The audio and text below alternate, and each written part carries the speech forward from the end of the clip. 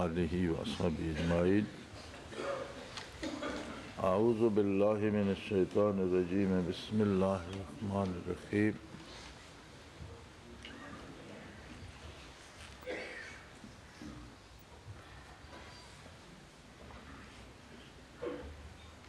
والعصر ان الانسان لفی خسر الا الذین آمنوا وعملوا الصالحات وتواصوا بالحق وتواصوا بالصبر۔ اللہم سبحانک لا علم لنا الا ما علمتنا انک انت العلیم الحکیم۔ مولایا صلی وسلم دائما ابدا علی حبیبک من زانت بہ السرور۔ ارشاد باری تعالی ہے کہ زمانہ اس بات کا گواہ ہے، گردش دوران اس بات کی شاہد ہے کہ انسان سراسر خسارے میں ہے۔ ہر پہلو سے پیدا ہونے سے موت کا انتظار شروع ہو جاتا ہے۔ ہم برتھ ڈے مناتے ہیں اور یہ بات بھول جاتے ہیں کہ موت 1 سال اور قریب ہو گئی۔ دولت جمع کرتے ہیں لیکن یہ خیال نہیں ہوتا کہ سب کچھ رہ جائے گا۔ عالی شان عمارتیں بناتے ہیں لیکن قسمت میں قبر ہوتی ہے۔ تو جس پہلو سے بھی انسانی زندگی کو آپ دیکھیں گے، یقیناً ساری عمر صرف کرنے کے بعد سب کچھ کھو بیٹھتا ہے اور قطعی خسارے میں رہتا ہے۔ لیکن اللہ جل شانہ نے انسان کو نقصان اور خسارے میں جانے کے لیے پیدا نہیں فرمایا۔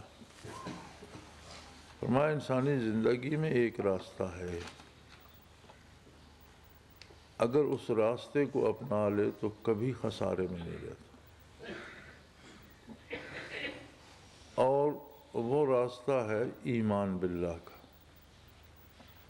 الا الذین، سوائے ان لوگوں کے جنہیں نور ایمان نصیب ہوتا ہے، اور نور ایمان کا تقاضا ہے عمل صالح وعملوا الصالحات، عظمت الہی پہ یقین، توحید باری پہ پختہ ایمان، اس کی کتابوں، آخرت، ضروریات دین، رسول اللہ صلی اللہ علیہ وآلہ وسلم کے عالی مرتبے پہ یقین محکم۔ اور جب اللہ کو مانتا ہے، اللہ کے حبیب صلی اللہ علیہ وسلم کو مانتا ہے، تو پھر ان کی نافرمانی کیسے کر سکتا ہے؟ پھر جو عمل کرتا ہے وہ اللہ و اللہ کے رسول کے حکم کے مطابق ہوتا ہے، اور ہر وہ عمل صالح ہے جو اللہ و اللہ کے رسول صلی اللہ علیہ وسلم کے حکم کے مطابق ہے۔ جہاں حکم عدولی ہوگی وہاں عمل سے صلاحیت کی نفی ہو جائے گی۔ پھر ایک بات جس کو وہ یقینی حق سمجھتا ہے، سچی کھری بات سمجھتا ہے، اس کے بیان اور اظہار سے اسے کوئی نہیں روک سکتا۔ تواصوا بالحق، حق کا اظہار کرتا ہے، حق کو پھیلاتا ہے۔ کسی جگہ ایک واقعہ ہوتا ہے، آپ اس کے چشمدید گواہ ہیں، آپ کو اس واقعہ کو بیان کرنے سے کوئی نہیں روک سکتا۔ آپ کو کوئی مانے نہ مانے، آپ کو یقین ہے، آپ نے اپنی آنکھوں سے دیکھا ہے، آپ کہتے ہیں نہیں ایسا نہیں، ایسا ہوا ہے۔ اسی طرح جب اتنے بڑے حق کا انکشاف ہوتا ہے کہ ساری کائنات کا ایک پروردگار ہے، ایک مالک ہے، ایک خالق ہے، ایک رب ہے جو سب کو پال رہا ہے، ایک قادر مطلق ہے جو لمحے لمحے کو اس کی ترتیب کے مطابق اپنی اپنی جگہ پر لگا رہا ہے، ذرے ذرے کو اس کی اپنی حیثیت کے مطابق اس کے مقام پر پہنچا رہا ہے، ہواؤں کو چلا رہا ہے، بادلوں کو برسا رہا ہے۔ اس پوری کارگہ حیات کا ایک واحد مالک ہے۔ اب جب آپ کو یہ یقین محکم ہے تو کیسے ممکن ہے کہ آپ اس کا اظہار نہیں کریں گے؟ اتنی بڑی بات کیسے چھپائیں گے آپ؟ جب یہ یقین ہے کہ آقا نامدار صلی اللہ تعالی علیہ وآلہ وسلم اللہ کے آخری اور سب سے اعلیٰ، سب سے بلند، سب سے عظیم رسول ہیں، بعثت سے لے کر ابد الآباد آپ ہی کی رسالت ہے، آپ ہی کی نبوت کا ڈنکا بج رہا ہے چار دام عالم میں، زمینوں میں، آسمانوں میں، کائنات میں، آپ ہی کی نبوت جاری و ساری ہے، آپ ہی سارے جہانوں کے لیے رحمت الہی ہیں۔ اتنا بڑا سچ ہے کہ جسے یقین حاصل ہو گیا وہ اسے چھپا نہیں سکتا، وہ اس کا اظہار کرے گا۔ لیکن یہ ضروری نہیں کہ سب کو یہ یقین حاصل ہو۔ اب جو خسارے میں جا رہے ہیں، جنہیں نور ایمان ہی نصیب نہیں ہوا، ان کی کوتاہیوں، ان کی غلطیوں، ان کے برے اعمال نے انہیں واپسی کے قابل بھی نہیں چھوڑا، تو وہ چاہیں گے کہ یہ جو حق کا اظہار ہے اس میں تو ہماری توہین ہے، ہم تو گمراہ ثابت ہو رہے ہیں،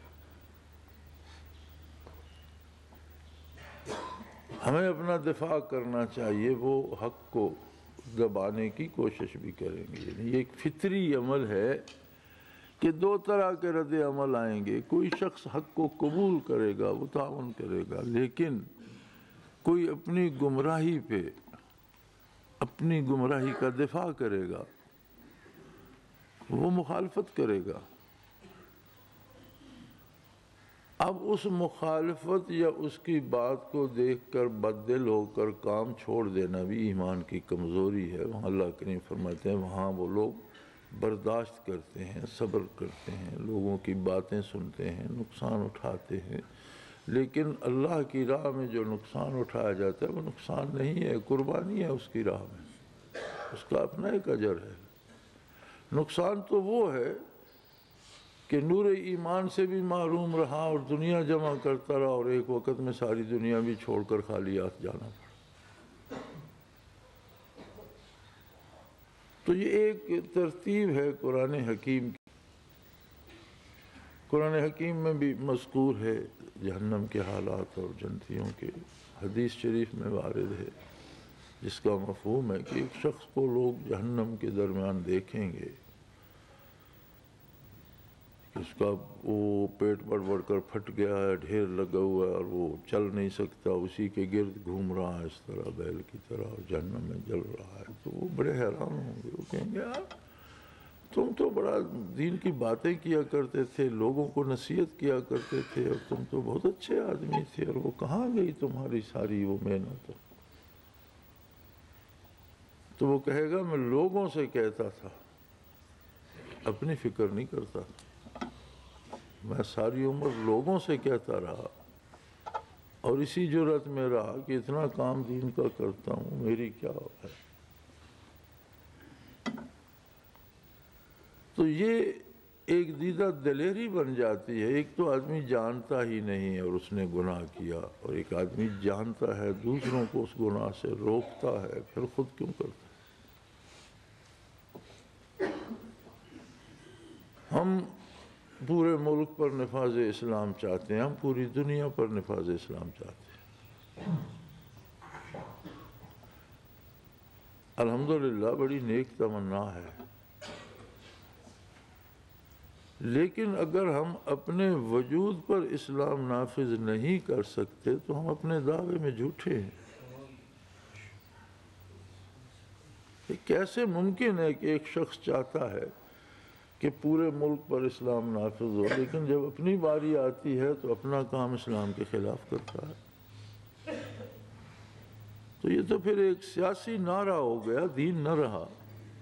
اللہ کریم کا یہ احسان ہے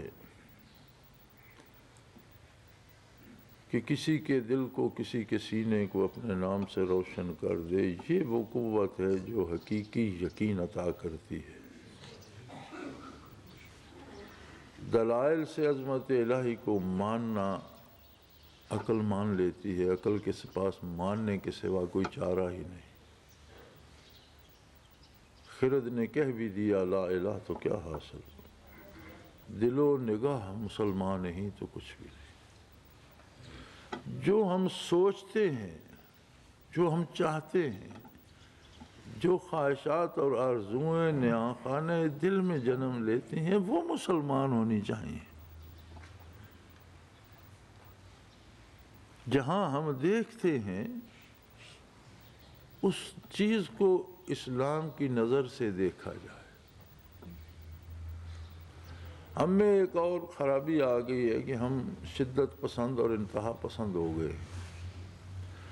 اگر ہم نیکی کی طرف آئیں گے تو پھر اپنی پارسائی کو ظاہر کرنے کے لیے حلال چیزیں بھی چھوڑ دیں گے، مباح چیزیں بھی چھوڑ دیں گے، گھر کے کام کاج رہ گئے، بیوی بچے تڑپ رہے ہیں اور یہ حضرت ہیں کہ نیکی کے زوم میں بیٹھے ہیں یا نیکی کے زوم میں بھاگے پھر رہے ہیں۔ تو جس طرح جس چیز کا حکم شریعت میں نہیں ہے اسے اختیار کرنا جرم ہے، اسی طرح جس کا حکم شریعت میں ہے اور اباحت ہے، جواز ہے، اسے چھوڑنا بھی ایک جرم ہے۔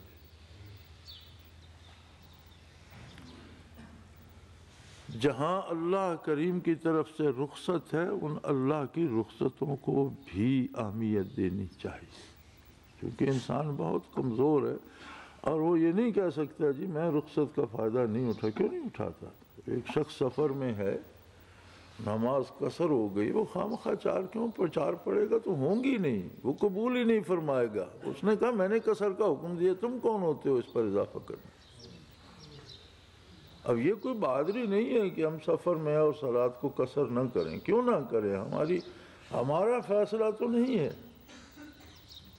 اگر ہمارے فیصلے ہوتے پھر تو ہم ساری بدل دیتے۔ ایک شخص فارغ ہے، وہ فجر کے 2 فرض کیوں پڑھے؟ وہ 10 رکعتیں 20 رکعتیں پڑھ سکتا ہے، اسے کوئی کام نہیں۔ تو اس طرح تو سارا نظام تباہ ہو جائے گا۔ ہماری فرصت و فراغت پہ نہیں ہے، اس قادر مطلق اور احکم الحاکمین کے فیصلے پہ بات ہے۔ اور جتنا عزیمت میں ثواب اور قرب الہی ہے اتنا ہی رخصت میں بھی ثواب اور قرب الہی ہے کہ وہ بھی اللہ کی اطاعت ہے۔ تو ہم نیکی کے زوم میں گرفتار ہو جائیں تو ہم اپنے اوپر خواہ مخواہ کی چیزیں لادتے چلے جائیں، جس کا نتیجہ یہ ہوتا ہے کہ آخر بد دل ہو کر سارے کو چھوڑ بیٹھتے ہیں۔ اسلام دین فطرت ہے، انسانی تخلیق اور اس کی استعداد اور قوت کے مطابق ہے، اس کے مزاج کے مطابق ہے۔ ہم اپنے مزاج کو نہیں سمجھتے، وہ بنانے والا ہم سے بہتر جانتا ہے، بہت بہتر جانتا ہے۔ ہم طبیب کے پاس جاتے ہیں، وہ ہماری نبض دیکھ کر بتاتا ہے کہ جی آپ کے مزاج میں تو پہلے گرمی ہے، آپ نے 2 سیر آم چوس لیے تو آپ تو بیمار ہوں گے، آپ کو کوئی ٹھنڈی چیز لینی چاہیے تھی۔ ہم اس پہ اعتبار کر رہے ہیں، مزاج ہمارا ہے، وجود ہمارا ہے، اعتبار اس پہ کرتے ہیں اس لیے کہ ہم سے زیادہ جانتا ہے، اس کے مطابق وہ پھر ٹھیک بھی ہو جاتے ہیں۔ تو جو خالق ہے مزاجوں کا بھی وجودوں کا بھی، وہی بہتر اور صحیح جانتا ہے۔ جو کرنے کا حکم دیا ہے وہ عین مزاج انسانی کے مطابق ہے، وہ کرنا چاہیے۔ جہاں رخصت دی ہے وہاں رخصت کرنی چاہیے، وہ عین ہمارے مزاج کے مطابق ہے۔ جہاں روک دیا ہے وہاں رک جانا چاہیے۔ اور یاد رکھیں جو بھی شخص یہ چاہتا ہے کہ واقعی دین اسلام پھلے پھولے اور میں بھی اس میں حصے دار بنوں اور اس کا اجر اللہ مجھے بھی دے، سب سے پہلے اس کے لیے ضروری ہے کہ اسلام کو اپنے اوپر نافذ کرے، اپنی زندگی کو اسلام کے قالب میں ڈھال لے۔ اسلام محبتوں کا مذہب ہے، نفرتوں کا نہیں۔ اسلام ساری نوع انسانی کی بھلائی چاہتا ہے۔ اسلام نے جنگ ختم کر دی اور جہاد کا تصور دیا۔ جنگ اور جہاد میں بہت بڑا فاصلہ ہے۔ جنگ ہوتی ہے دشمن کو تباہ کرنے کے لیے، اس کے وسائل تہس نہس کرنے کے لیے، اس کی آزادی ختم کرنے کے لیے، اسے غلام بنانے کے لیے، اسے ملیا میٹ کرنے کے لیے جنگ ہوتی ہے۔ جہاد ہوتا ہے اس کو گمراہی سے بچا کر سیدھے راستے پر چلانے کے لیے، اسے ظلم سے روکنے کے لیے۔ جب وہ ظلم سے باز آ جائے تو اس پر تلوار نہیں اٹھائی جاتی، اس کے انسانی حقوق نہیں چھینے جاتے، اسے زندگی کی سہولتوں سے محروم نہیں، اسے رسوا نہیں کیا جاتا، اس کی انسانی جو عظمت اللہ نے اسے دی ہے وہ نہیں چھینی جاتی۔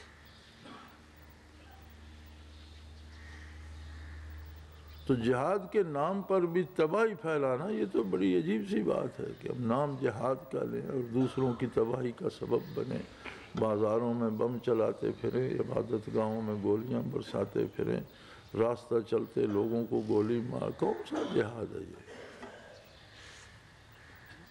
اور آخر اس کا حاصل کیا ہے؟ جہاد کا حاصل تو یہ تھا، نبی کریم صلی اللہ علیہ وسلم نے جہاد فرمایا، صحابہ کرام نے جہاد فرمایا، اور آج تک امت مسلمہ میں ہر مسلمان جسے اللہ نے توفیق دی وہ جہاد کر رہا ہے۔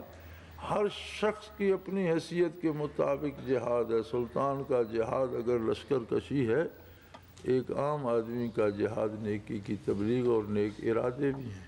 ایک کچھ بھی نہیں کر سکتا، سوچتا تو نیکی ہے، یہ بھی جہاد ہے اس کا۔ لیکن اسلام نے کبھی کسی کو تہس نہس کرنے کے لیے جنگ مسلط نہیں کی۔ نبی کریم صلی اللہ علیہ وسلم نے فرمایا جو سامنے سے تلوار نہ اٹھائے اس پر تلوار نہ اٹھائی جائے۔ اب وہ کافر ہے لیکن اس نے تلوار نہیں، اس پہ تلوار نہیں اٹھائی۔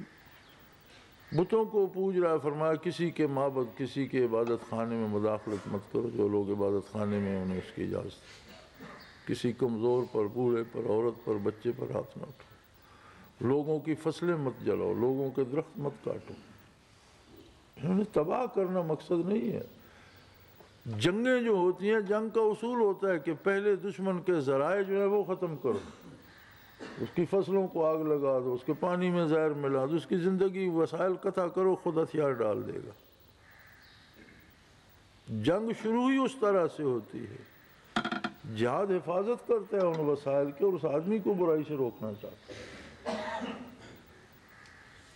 تو اگر ہم کسی کو اپنی ذات سے نیچا دکھانے کے لیے کرتے ہیں کہ فلاں کو نیچا دکھاؤں، تو یہ تو جہاد نہیں ہے۔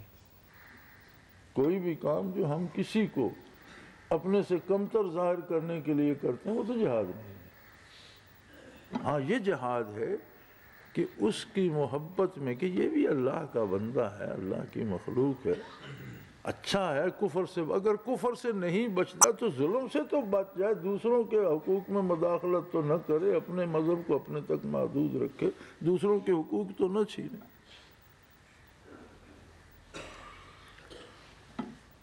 تو اس سب کے لیے ضروری ہے کہ آدمی اپنے آپ کو سب سے زیادہ پابند کرے شریعت مطہرہ کا۔ اگر عملی زندگی میں مثبت تبدیلی نہیں آتی تو ذکر بھی کرتا رہے، پتہ نہیں کیوں پھر اس کا ذکر لا حاصل جا رہا ہے، اس پر فائدہ مرتب نہیں ہو رہا، کہیں کوئی کمی تو ہے۔ چونکہ محاسبہ تو عملی زندگی کا ہوگا۔ ہاں ایک بات ضرور ہے، اگر ہم بھی برائی ہی کر رہے ہیں تو دنیا میں فساد بڑھے گا، کیونکہ برائی کا ایک اثر تو برائی کرنے والے پہ ہوتا ہے کہ اس کے نامہ اعمال میں گناہ لکھے جاتے ہیں، ایک اثر ماحول اور معاشرے پہ ہوتا ہے جو پوری دنیا کو متاثر کرتا ہے۔ تو اگر ہم دنیا میں ظلم روکنا چاہتے ہیں تو اپنے آپ کو شریعت کا پابند کر لیں کہ ہماری وجہ سے تو دوسروں پہ مصیبتیں نہ آئیں، اور اگر ہم خود بھی برائی ہی کر رہے ہیں تو ہم بھی اس آگ میں مزید ایندھن ڈال رہے ہیں۔ ظہر الفساد فی البر والبحر بما کسبت ایدی الناس، سمندروں پر خشکیوں پر فساد بھڑک اٹھا لوگوں کے کرتوتوں کی وجہ سے۔ لوگوں کا کردار ایسا تھا کہ ہر جگہ فساد کی آگ بھڑک اٹھی۔ تو اب اگر ہم دیکھتے ہیں کہ روئے زمین خانہ جنگی کی لپیٹ میں، اور ہر بندہ دوسرے کو قتل کرنا چاہتا ہے، عجیب بات ہے، اسے جانتا ہے یا نہیں جانتا، اسے پہلے اس نے دیکھا ہے یا نہیں، لیکن ہر آدمی یہ چاہتا ہے کہ میں دوسرے کو قتل کر دوں۔ کیا تماشا، کیا ہو گیا؟ میں اگلے دن دیکھ رہا تھا جنگ عظیم دوم کے واقعات سیٹلائٹ پہ دکھائے جا رہے تھے، دیکھ رہا تھا تو بڑی اچھی بات نبی کریم صلی اللہ علیہ وسلم نے فرمایا الحکمت ضالۃ المومن، دانائی کی بات مومن کا گمشدہ سرمایہ ہے، جہاں سے ملے لے لو۔ تو وہ ایک آدمی سوال کرتا ہے ایک کمانڈر پر کہ مجھے یہاں کے حالات بتاؤ۔ وہ کوئی ایک صحافی قسم کا بندہ ہے، اس کے پاس کیمرہ بھی ہے، وہ جنگ کی تصویریں لے رہا ہے، اور انہی تصویروں کو اب دکھایا جاتا ہے ترتیب دے کر، فلم بنا کر۔ تو اس سے پوچھنا چاہتا ہے کہ میں آپ سے حالات جاننا چاہتا ہوں، تو اسے ایک جملے میں سارے حالات بتا دے۔ وہ کہتا ہے everybody is here to kill everybody. بڑی سادہ سی بات۔ اس نے کہا یہاں جتنے لوگ ہیں سارے دوسرے کو قتل کرنے کے لیے ہیں، بس سب کا ایک ہی نشانہ ہے کہ میں دوسرے کو ماروں، اور کچھ بھی نہیں ہے۔ اور کیا لکھو گے؟ Everybody is here to kill everybody. تو وہ تو جنگ کی بات تھی۔ اب ہم کیا زمانے امن میں یہ نہیں دیکھ رہے؟ اپنے ملک میں دیکھ لیں، یوں نظر آتا ہے کہ everybody is here to kill everybody. اگر یہ آگ جو جنگوں میں شعلے بھڑکتے تھے، وہ بھڑکتے بھڑکتے ہمارے گھروں تک اور دیہات تک آ گئے، اس کا مطلب ہے کہ یہ ہمارے گناہ، ہمارے کردار کی پستی اور ہمارے جرائم کی سزا ہے۔ تو کم از کم اس میں بڑی حکایات لکھتے ہیں ان لوگ، اور سبق آموزی کے لیے علماء نے بھی لکھی۔ شیخ سعدی رحمۃ اللہ علیہ نے بڑی حکایات لکھی۔ مقصد تھا کہ لوگوں کی اصلاح ہو۔ تو ایک واقعہ کہیں میں نے دیکھا، اس کی سند ہے یا نہیں، لیکن واقعہ عجیب ہے کہ جب نمرود نے سیدنا ابراہیم علیہ السلام کو جلانے کے لیے بہت بڑی آگ جلائی اور انہیں اس آگ میں پھینکنے کا ارادہ کیا، تو ایک چڑیا تھی، وہ کہیں دور سے تالاب سے چونچ بھر کے لاتی اور ہوا سے وہ چند قطرے اس آگ پہ پھینک دیتی۔ تو اس سے کسی نے کہا کہ بے وقوف، یہ میلوں میں ایندھن جمع ہے اور اسے آگ لگا دی گئی ہے اور کوئی قریب نہیں جا سکتا، تو یہ جو ایک قطرہ تو پانی کا چونچ میں، اس سے آگ بجھ جائے گی۔ اس نے کہا نہیں، مجھے پتا ہے آگ تو نہیں بجھے گی، لیکن اللہ مجھے آگ بجھانے والوں میں شامل کر لے گا۔ میرا شمار ان میں ہو جائے گا جو اسے بجھانے کی کوشش کرتے رہے۔ تو ہمارے بس میں نہیں ہے کہ ہم ملک پہ فوراً نافذ کر دیں، ہمارے بس میں نہیں ہے کہ ہم دنیا پہ لاگو کر دیں، لیکن ہماری تمنا، ہماری آرزو، ہمارا درد دل، ہمارا خلوص ہمیں ان میں تو شامل کر سکتا ہے جو حق کو پھیلانا چاہتے ہیں۔ تو میرے بھائی، اس زوم میں مت رہیے کہ ہمارے فلاں پیر صاحب ہیں اور ہماری فلاں جماعت ہے اور ہمارے فلاں منازل ہیں، ہمیں کیا جو جی چاہے کرتے رہے۔ نہیں، کوئی بندہ بھی بے مہار نہیں ہے، زندگی بے لگام نہیں کی جا سکتی، اس کی حدود و قیود ہیں۔ انسان وہی ہے جو انسانی حدود و قیود کو مد نظر رکھتا ہے، اور اگر ان کی پرواہ نہیں کرتا تو زندگی جانور بھی بسر کرتے ہیں۔ اسی لیے قرآن حکیم میں فرمایا گیا کہ جو حدود و قیود کی پرواہ نہیں کرتے اولئک کالانعام، یہ تو جانوروں جیسے ہیں، چوپوں جیسے ہیں، بلکہ ان سے گئے گزرے، بل ہم اضل، یہ ان سے گئے گزرے کہ جانوروں کو تو یہ احساس و شعور ہی نہیں دیا گیا، ان کا احساس ہی اتنا ہے جانور جتنی اسے انسانی شعور دیا گیا اور یہ جانور بن گیا، یہ تو اس سے بدتر ہے۔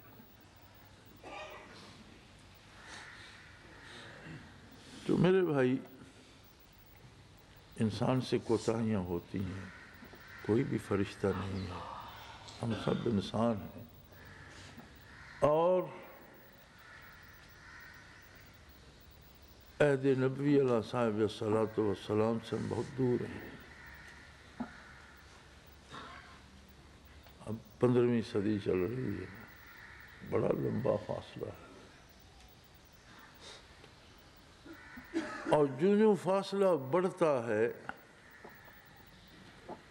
وہ کیفیات اور وہ برکات حاصل کرنا مشکل ہوتا جاتا ہے، اور دوری بہت سی یادوں کو مٹا دیتی ہے۔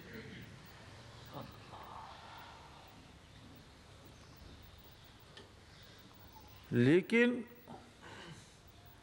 زندگی کا بغیر ان کیفیات و برکات کے کوئی مقصد بھی نہیں رہ جاتا، اور اگر کوئی اتنی دوری سے ان برکات کو پانے کے لیے محنت کرتا ہے، وقت صرف کرتا ہے، تو یہ اللہ کی عطا ہے اس پر، یہ اللہ کا احسان ہے اس پر۔ اور نبی کریم صلی اللہ علیہ وسلم کی بشارت موجود ہے کہ آخری زمانے میں بھی ایسے لوگ ہوں گے جو بے حساب جنت میں داخل ہوں گے۔ اصحاب بدر کو فرمایا کہ ان کا حساب کتاب ہو چکا، یہ سارے جنتی ہیں، بلا حساب جنت میں داخل۔ عشرہ مبشرہ کو فرمایا بلا حساب جنت میں داخل ہوں گے۔ آپ صلی اللہ علیہ وسلم نے فرمایا کہ مسلمانوں کی ایک جماعت قسطنطنیہ کو فتح کرے گی، اور وہ جماعت بلا حساب و کتاب جنت میں داخل ہوگی۔ آپ صلی اللہ علیہ وسلم نے فرمایا کہ آخر زمانے میں ایک مارکہ حق و باطل بپا ہوگا، جسے حضور اکرم صلی اللہ علیہ وسلم نے غزوۃ الہند کا نام دیا۔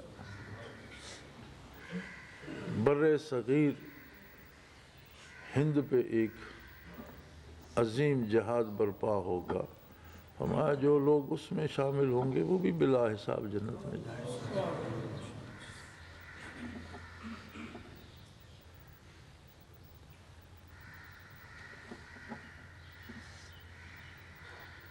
تو کوشش یہ کی جائے کہ اللہ ہمیں ان میں داخل کرے جو بلا حساب جنت میں جائیں گے۔ حساب کتاب تو بڑا مشکل کام ہے،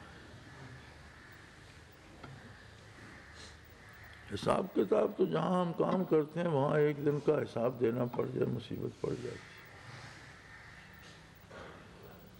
بندوں کے سامنے جواب دہی سے ہم عاجز آ جاتے ہیں، اللہ کے سامنے کون جواب دہی کرے؟ اس ہجوم، اس بھیڑ میں گھسنا چاہیے جن کا حساب نہیں ہوگا، اور جو اللہ کے لیے نکلتا ہے، خواہ پہلے قدم پہ موت آ جائے، اللہ اسے انہیں میں شمار کرتا ہے، اور اس کا اجر اللہ پہ ہے۔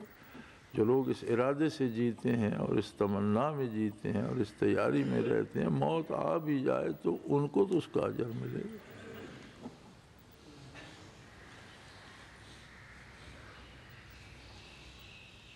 تو بنیادی بات یہ یاد رکھیے کہ خود پر اسلام کو نافذ کیجئے، حلال کھائیے، حلال کمائیے، اچھا کھاؤ لیکن حلال کھاؤ، اچھا پہنو، حلال کپڑے، دوسروں کے حقوق کی حفاظت کرو، اپنے حقوق حاصل کرو، مت چھوڑو۔ لیکن اگر اپنا حق چھوڑ بھی دو تو اجر ملے گا۔ اختیار ہے بندے کو کہ اپنا حق کسی کو معاف کرے، لیکن دوسرے کا حق روک نہیں سکتا۔ اللہ کی مخلوق سے محبت کرو اس لیے کہ وہ اللہ کی مخلوق ہے۔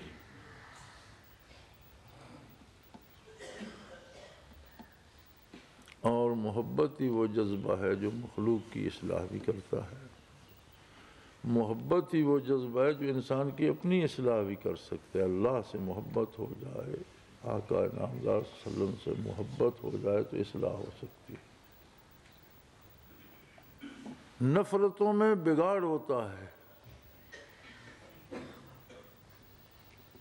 اللہ نے آپ کو بہت احسان فرمایا کہ آپ کو ذکر کی توفیق بخشی، آپ کو فرصت عطا فرمائی، آپ کو کیفیات عطا فرمائی، ایسے لوگ مہیا کر دیے جن کے پاس بیٹھنے سے اللہ کی یاد آتی ہے۔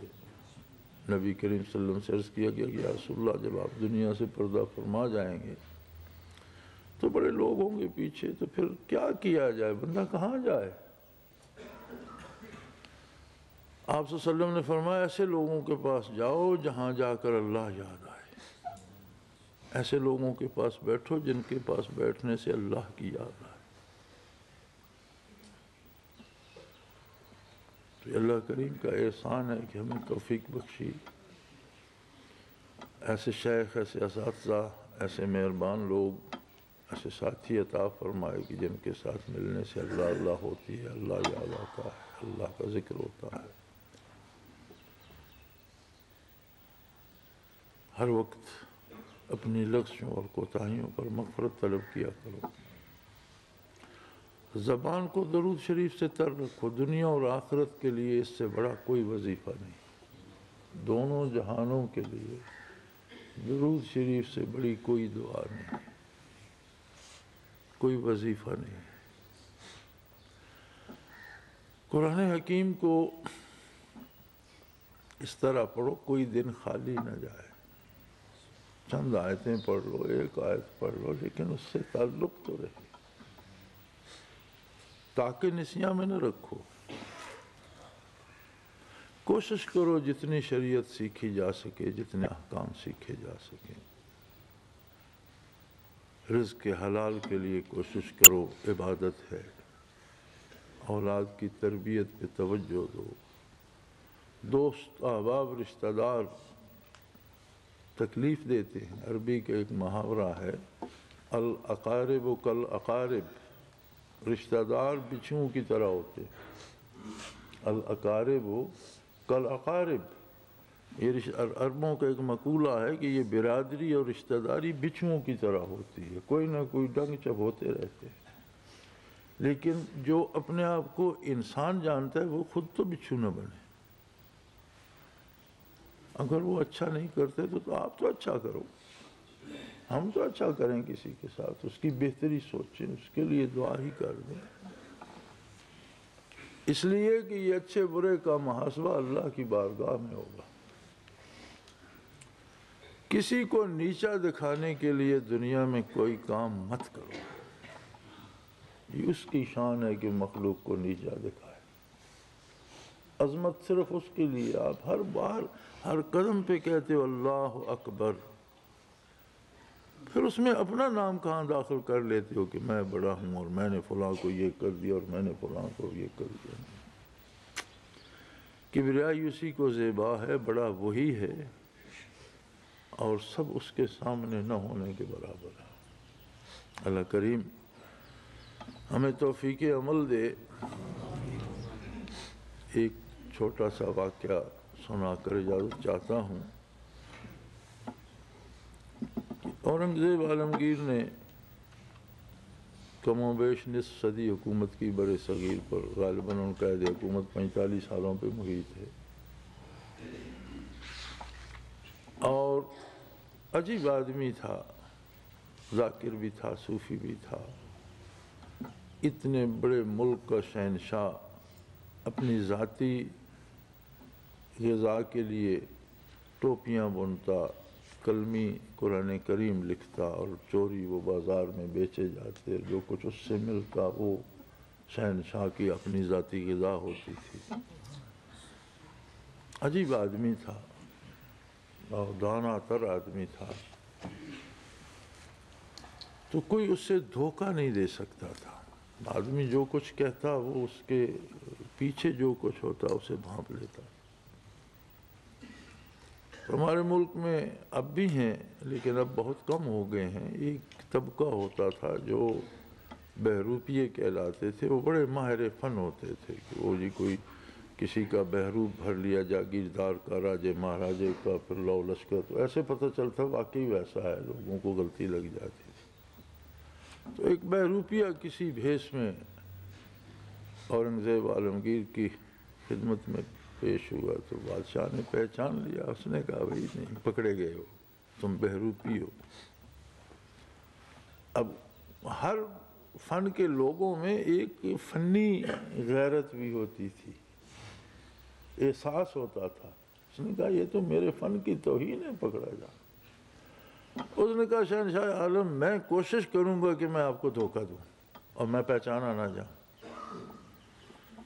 بادشاہ نے بڑی خوش دلی سے فرمایا کہ جس دن تم مجھے دھوکہ دینے میں کامیاب ہوگے 2000 اشرفی انعام دوں گا۔ جیسے آج کل امریکہ اسامہ بن لادن پہ کروڑوں ڈالر انعام لگاتے، اس زمانے میں 2000 اشرفی بھی اس طرح کی تھی۔ اس نے کہا جی بالکل ٹھیک ہے۔ وہ وسط ہندوستان میں نیشا پور کے جنگلوں میں جا کر بیٹھ گیا، ویسے ہی دھنی رما کر بیٹھ گیا، کچھ عرصہ تو ویسے گزر گیا۔ پھر آہستہ آہستہ جنگل میں آنے جانے والوں لوگوں کو خبر ہوئی کہ یہاں کوئی بندہ رہتا ہے، بھئی کیسا ہے، بات نہیں کرتا، کھاتے پیتے کبھی نہیں اس کو دیکھا، نماز روزہ کرتا ہے، اللہ اللہ ہر وقت کرتا ہے، نہ اس کے پاس کوئی ہنڈیا ہے نہ برتن ہے۔ تو اس نے ایسا کوئی خفیہ انتظام کر رکھا تھا کہ رات کو چوری چھپے کوئی آ کر کھانا دے جاتا تھا، لیکن لوگوں کو یہی تاثر ملتا کہ نہ اس کے پاس برتن ہے، نہ چولہا جلتا ہے، نہ کھاتا ہے نہ پیتا ہے، کمال آدمی، نماز روزہ کیے جا رہا ہے، اللہ اللہ کیے جا رہا ہے۔ 2 4 6 مہینے سال میں شہرت دور دور تک پھیل گئی، آہستہ آہستہ لوگ آنے لگے، لوگ زیارت کو آتے، دعائیں کرواتے، نہ کسی سے کچھ دیتا نہ لیتا، نہ کوئی کھانا نہ پینا، کچھ بھی نہیں، جو لوگ لاتے لے جاتے، کچھ نہیں لیتا تھا۔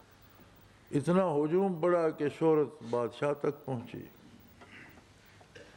بادشاہ ان جنگلات میں شکار کے لیے جایا کرتا تھا، جب شاہی لشکر اس طرف گیا، شاہی سواری گئی تو بات پتہ چلی کہ بھئی اس طرح کا کوئی صوفیہ، بادشاہ خود صوفی ذاکر تھا، اسے شوق پیدا ہوا کہ کوئی ایسا بندہ ہے، اس سے ملا جائے، اس سے پوچھا جائے، اس سے بھی حاصل کیا جائے۔ تو اپنے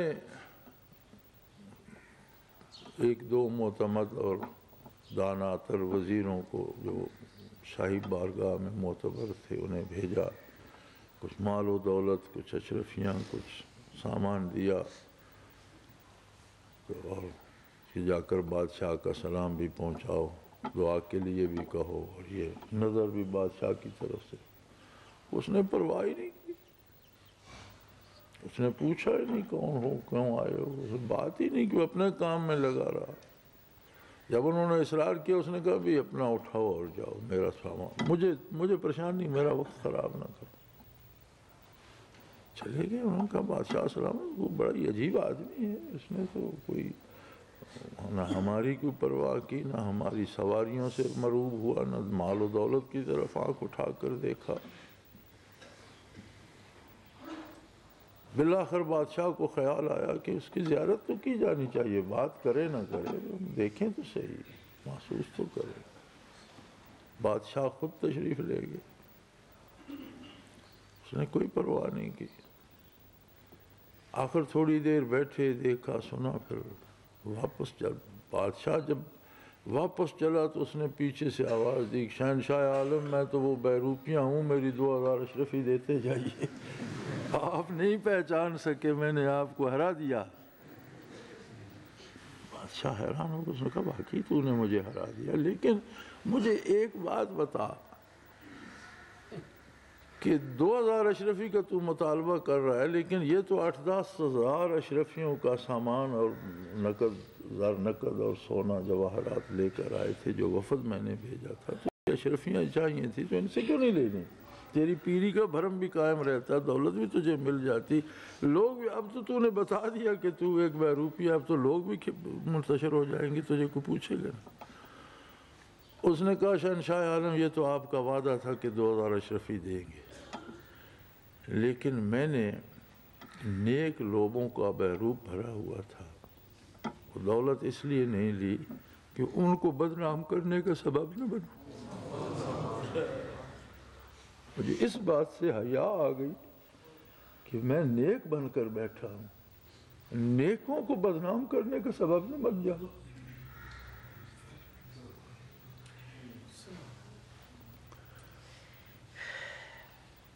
تو ہر شعبے کا اپنا ایک مقام ہوتا ہے۔